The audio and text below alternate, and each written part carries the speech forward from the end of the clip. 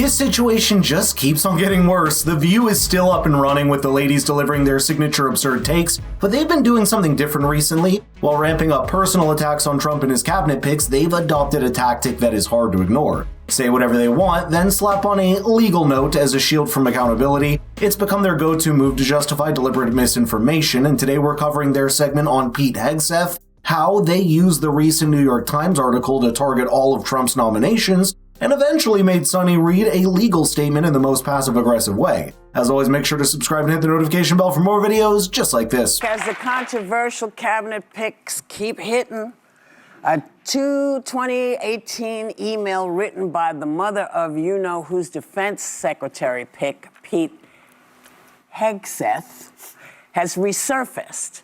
Reading on behalf of all the women, and I know it's many, you have abused in some way, I say get some help and take an honest look at yourself. I have no respect for any man that belittles, lies, cheats, sleeps around, and uses women for his own power and ego. You are that man and have been for years. And as your mother, it pains me and embarrasses me to say that, but it is the sad, sad truth. Oof. Now she says that she sent a follow-up email apologizing to her son, who she calls a good father and husband.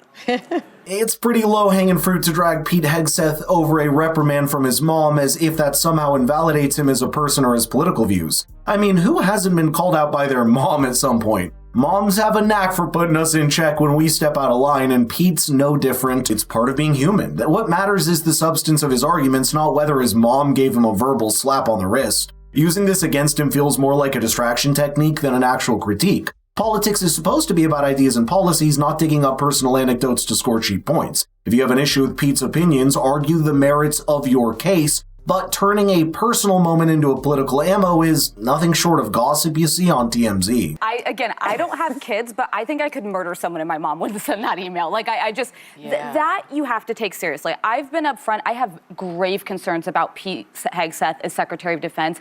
He is wholly unqualified for it. This is overseeing the entire U.S. military, the personnel population under it, the families, the dependents. That is not someone who should be there. And then add to it the moral failings. These are roles where you put people in them who the force can look up to, who they can admire, people who have family values. This should be disqualifying, and I actually think the Senate has very real concerns about Hegseth. Then add his own mother saying these things, you can't tune that out. So I think he needs to be struck down as the appointee, and they need to nominate someone more qualified. Love him or hate him, most of the fuss around Hegseth is mostly allegations, with the sources being anonymous. They might be true or might not, but we can't treat these claims as convictions. Yet Alyssa was quick to qualify him from potential opportunities because she's decided there's a moral issue with him based on stories that haven't been proven. If you also take into consideration the man's track record, he seems qualified to me. You see, Pete is a decorated Army veteran who served in Iraq and Afghanistan, as well as Guantanamo Bay, Cuba, from my research. He's also run 2 nonprofits that advocated for veterans' rights, which I am very passionately for. Lincoln Bloomfield, who served in the Pentagon under President George W. Bush and Ronald Reagan, told the BBC, quote, Hegseth's not an old guy, he's in his prime, so he has all the energy he needs, adding, but the question is how much does experience help lead to finding solutions? This is a job where every morning there are at least a dozen kinds of fires burning. Pete predicted what Alyssa said would be a talking point against him and had this to say about it. Do you want to say anything about the mean email that your mom sent you and then the meanness of the New York Times in publishing it? So first of all, multiple outlets, to their little bit of credit, had received that email before. And my mom spoke to them, to those reporters. And to their little bit of credit, they didn't run it. But you expect that those communications are going to be private. It was private. You'd hope a place like that, like the New York Times, would make it about Pete Hegseth, not Penelope Hegseth. Mm-hmm. But again, it's all the anatomy of a spear. Trash, trash, trash, trash. Even his mom doesn't like him. Right. Even his mom thinks he's horrible. Didn't CBS put a mic in your face today or yesterday saying, what would you like to say about your mom?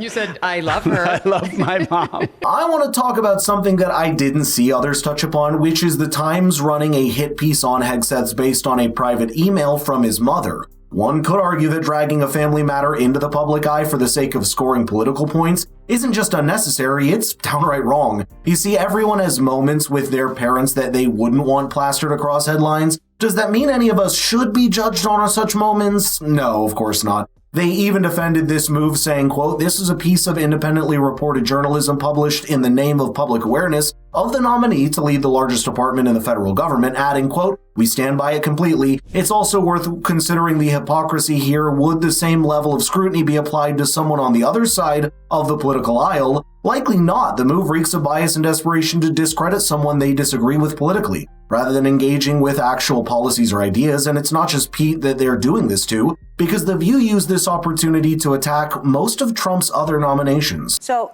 this is what I would plead and say and ask of senators, particularly Republican senators. Because you stood up against Matt Gaetz, that's not enough. You have a duty to your constituents, to this country, to the Constitution, to the members of the FBI, to the members of the military, to the people who serve this country, to fully vet each and every one of these appointees, particularly folks like Tulsi Gabbard, who there are grave issues about, people like Peter Hegseth, who there are grave concerns about, people like RFK, who there are grave concerns about, people like Kash Patel, who there are grave concerns about. So that you stood up to one does not mean your job is done. Next, they'll say we should just skip Trump's win and hand Kamala the keys to the White House. It's getting repetitive how day after day they bring up the same talking points and shore up allegations that are based on personal anecdotes to bash Trump's nominations. They've turned their platform into a courtroom with themselves as judges, jury, and executioner, and let's be honest, their coverage is anything but balanced. If they were truly about holding people accountable, they should have done endless episodes about Kamala and how she handled the border issue, the Fed for the high levels of inflation it caused, and let's not forget the shameful withdrawal from Afghanistan, leaving behind billions of dollars in military equipment. Of course, none of that happened, and all they're doing is sensationalism to discredit the Trump administration even before they step into the office. What's even funnier is that they follow all of their wild and misleading takes with a legal note which is read out in the most passive-aggressive way possible. I see you. I see you over there. I have a very quick statement. It's not going to be that quick. Pete Hegseth has denied any wrongdoing. His lawyer said he paid the woman in 2023 to head off the threat of a baseless lawsuit. No charges were ever brought.